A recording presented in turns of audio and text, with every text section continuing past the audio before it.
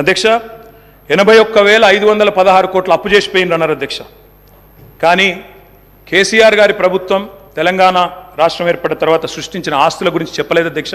ఉద్దేశపూర్వకంగా బదనాం చేయడానికి, బట్టగాల్చి మీదేయడానికి, అప్పుల సాకు చెప్పి 6 గ్యారంటీలు గొట్టెతందుకు ఒక ఉపోద్ఘాతాన్ని రూపొందించి ఇగో అప్పుల పాలైపోయింది, దివాలా తీసిందని చెప్పి తప్పించుకోవడానికి తప్ప ఇంకోటి కాదు అధ్యక్ష. అధ్యక్ష టీఎస్ ట్రాన్స్కో అధ్యక్ష, ఇంకొక మాటలో చెప్పాలంటే అధ్యక్ష, వీళ్ళు అప్పచెప్పిపోయినాడు 2014లో విద్యుత్ శాఖ అతి భయంకరమైన శాఖ అధ్యక్ష.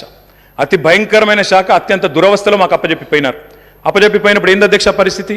2700 మెగావాట్ల కరెంటు లోటు ఆ రోజు తెలంగాణ ఏర్పడ్డ నాడు. 22,423 కోట్ల అప్పులు మీరు అప్పచెప్పినాడు మాకు. 22,423 కోట్ల అప్పులు అధ్యక్ష. ఆనాడు ఇది ఆ రోజు మీరు అప్పచెప్పినప్పుడు అప్పులు 22,000, లోటు 2,700 అధ్యక్ష. ట్రాన్స్కో ఆస్తులు అధ్యక్ష, లెక్క వాళ్ళేమో అప్పులు చెప్పారు, నేను ఆస్తులు చెప్తున్నా.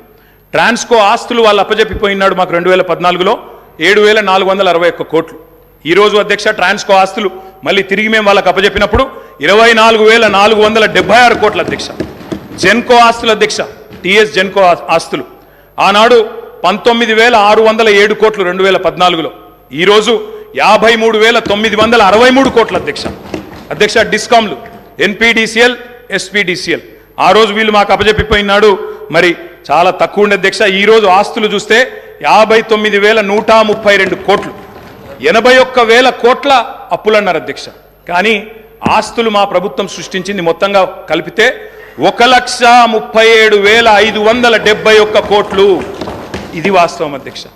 ఆస్తులు మాత్రం చూపెట్టకుండా అప్పులు మాత్రం చూపెట్టి తిమ్మిని బమ్మిని చేసి ఏదో బుకాయించి ఏదో చేస్తాం, జాదుగర్ చేస్తామంటే కుదర